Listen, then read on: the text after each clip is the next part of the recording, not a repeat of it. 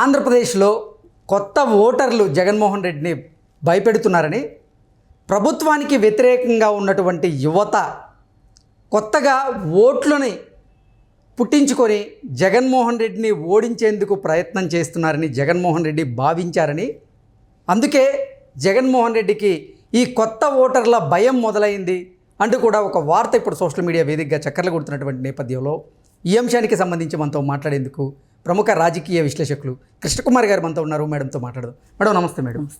Madam ఆంధ్రప్రదేశ్లో కొత్త ఓటర్లు జగన్మోహన్ రెడ్డిని భయపెడుతున్నారు.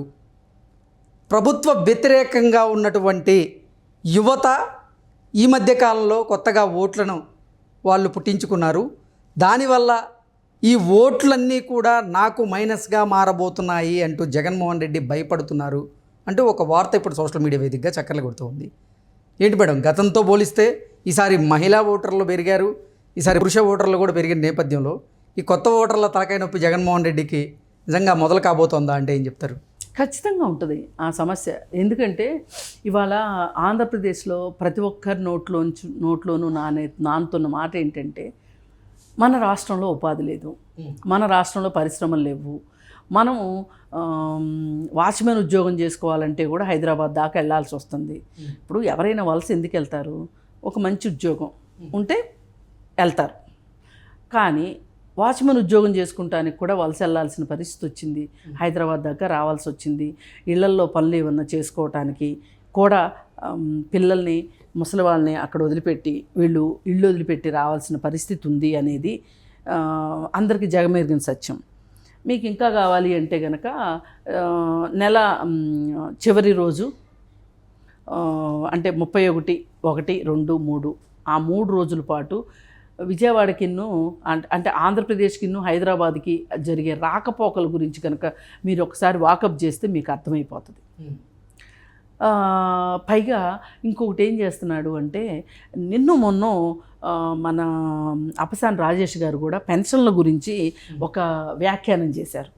ఏంటి అంటే, ఇంతకుముందు 3 నెలలకు ఒకసారి పెన్షన్ తీసుకునే అవకాశం ఉండేది, ఎక్కడైనా తీసుకునే అవకాశం కూడా ఉండేది. ఇప్పుడు వాళ్ళ ఊరు పక్కన ఏదైనా జిల్లా కేంద్రంలో ఉన్నారనుకోండి, అక్కడైనా తీసుకోవచ్చు. లేదు హైదరాబాద్లో ఉన్నారనుకోండి, ఏదో పిల్లల దగ్గరికి వచ్చో, లేకపోతే ఆరోగ్యం బాగలేకొచ్చో, లేకపోతే పిల్లలకు సహాయకారులుగా వచ్చే తల్లిదండ్రులు ఉంటారు. ఇట్లాంటి వాళ్ళందరూ ఏం చేసేవాళ్ళు అంటే 3 నెలలకు ఒకసారి వెళ్ళి పెన్షన్ తెచ్చుకునేవాళ్ళు. ఈ పెన్షన్ తెచ్చుకునే పరిస్థితి నుంచి ఇప్పుడు ఏం చేశాడు అంటే, ఏ నెలకైనా తీసుకోవాల్సిందే ఆ పరిస్థితి వచ్చింది. ఇది నిజంగా దుర్మార్గం అన్నమాట. అయితే అందుకే నెల నేను చెప్పింది అందుకు ఎంతమంది వచ్చిపోతున్నారు. పైగా వీళ్ళకి వచ్చే పెన్షన్లో 3,000 పెన్షన్ అనుకోండి ఇచ్చేది, ఛార్జీలకి ఎంత పోతాయి? వాళ్ళ నోటికాడ కూడు తీయటంలో వాళ్ళకి పెన్షన్లు ఎగ్గొట్టడానికి ఎన్ని మార్గాలు చూడొచ్చు, అన్ని మార్గాలు జగన్మోహన్ రెడ్డి చూసుకున్నాడు. అసలు ఒక వ్యక్తి పెన్షన్ కోసం ఎదురు చూసే పరిస్థితి ఎందుకు తీసుకొచ్చావు నువ్వు అనేది కూడా ఒక ప్రశ్న. నువ్వు ఉపాధి గురించి నువ్వు ఆలోచించలేదు. ఒక ఫ్రెష్గా 22 ఏళ్ల కుర్రాడు, 22 ఏళ్ల అమ్మాయి చదువు అయిపోయింది, నేనేం చెయ్యాలి అంటే, ఇంటికి దగ్గరలోనే ఒక చిన్న ఉద్యోగం ఉంది అనుకోండి, ఒక 10,000 ఉద్యోగం ఉందనుకోండి, ఒక 15,000 ఉద్యోగమో 20,000 ఉద్యోగమో హైదరాబాద్లో వచ్చిద్దు అనుకోండి, వాళ్ళు ఏం ప్రిఫర్ చేస్తారు? 10,000 ఉద్యోగానికి ప్రిఫర్ చేస్తారు. ఎందుకంటే ఇంట్లో ఉండి ఉద్యోగం చేసుకోవచ్చు, లేదు మన ప్రాంతంలో ఉండి ఉద్యోగం చేసుకోవచ్చు అనుకుంటారు. నీకు ఆ ఉపాధి లేకపోతే ఏంటి పరిస్థితి? ఇప్పుడు తడ దగ్గర శ్రీ సిటీ ఉంది, ఐడియా ఉండే ఉంటుంది మీకు. ఆ శ్రీ సిటీలో ఎంత ఎంప్లాయ్మెంట్ ఉందో. ఆడవాళ్ళు, ఇంట్లో ఉండే ఆడవాళ్ళు చదువు సంధ్యలతో సంబంధం లేకుండా ప్రతి ఇంట్లో నుంచి 2 వెళ్ళి పనిచేసుకునేవాళ్ళు. ఇలాంటివి నువ్వు రాష్ట్రం అంతా ఏర్పాటు చేసున్నావు అనుకోండి, ఎలా ఉండేది? ఉపాధి లేకపోమట్టే కదా. ఇప్పుడు ఆల్రెడీ ఇంతకుముందు ఓటర్లకి ఉద్యోగాలు లేవు, ఇప్పుడు కొత్తగా చేరే వాళ్ళకి ఉద్యోగాలు ఉండవు. ఏం చేయాలి వీళ్ళు? ఇది పరిస్థితి. అందుకే ఇది దృష్టిలో పెట్టుకుని జగన్ రెడ్డి ఏం చేశాడంటే, తనకి ప్రాబల్యం ఉన్న ప్రతి చోట 20,000 30,000 అత్యధికంగా 30,000 చెవిరెడ్డి భాస్కర్ రెడ్డి నియోజకవర్గంలో 35,000 ఓట్లు దొంగ ఓట్లు చేర్పించారు, కొత్త ఓట్లు. మరి కొత్త ఓట్ల భయం జగన్మోహన్ రెడ్డికి ఎందుకు ఉంటుంది? అతనే గనక క్రియేట్ చేస్తే. అతను కొత్త ఓట్లు ఈ కొత్త వాళ్ళని కాదు చేర్పించింది. ఓటు వచ్చేవాడు ఎట్లాగో ఓటుకి అప్లై చేసుకుంటాడు. ఇప్పుడు ఒక్కొక్క మనిషికి 2 చోట్ల 3 చోట్ల ఓట్లు ఉన్నాయి అన్నారు.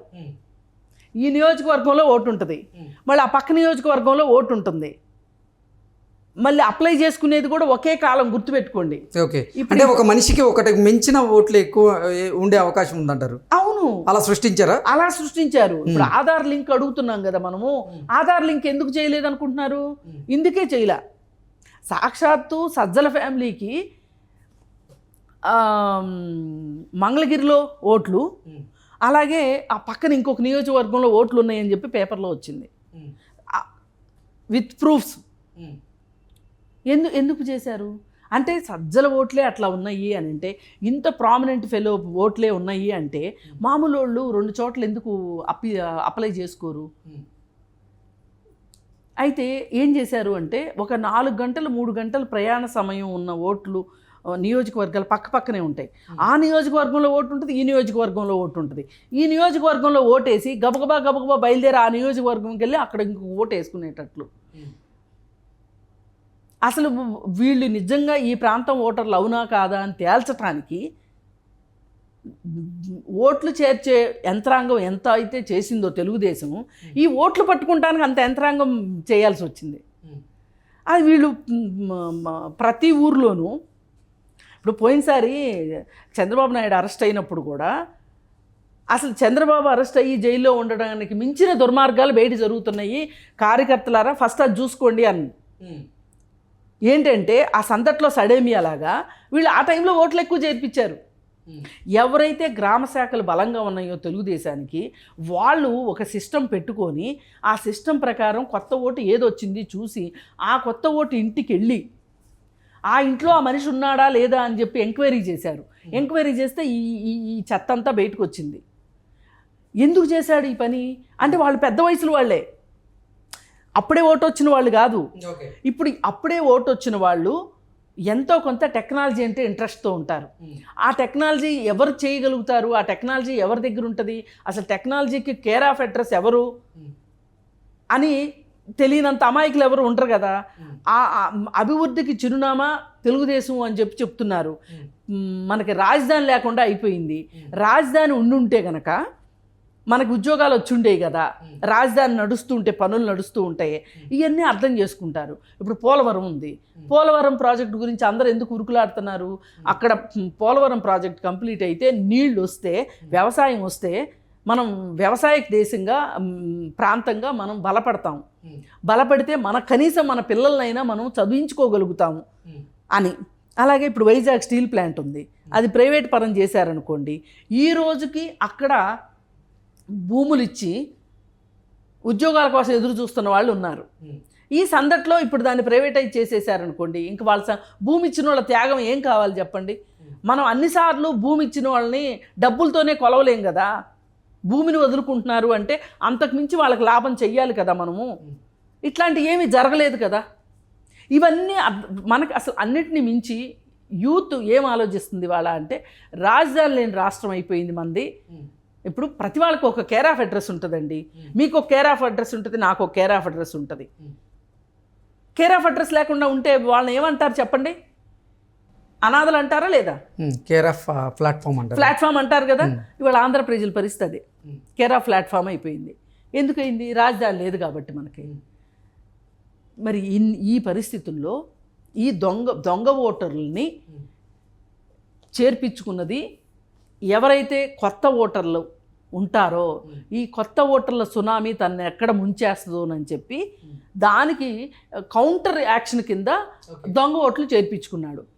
అయితే ఏది ఏమైనప్పటికీ చాలా చోట్ల దొంగ ఓట్లని తొలగించారు. అంటే వీళ్ళు కంప్లైంట్లు చేయటం, తొలగించడం జరిగిపోయింది.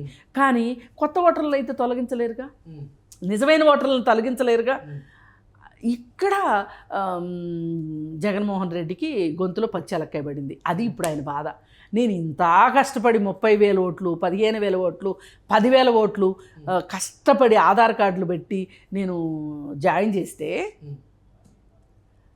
అవి కాస్త ఇప్పుడు తీసేస్తే, ఇప్పుడు తీసేయని ఓట్లు ఏవైతే ఉన్నాయో, అంటే నిజమైన నికార్సైన ఓట్లు, కొత్తగా ఓటు వచ్చిన వాళ్ళు ఇంకెంత ఫైర్తో ఉంటారు.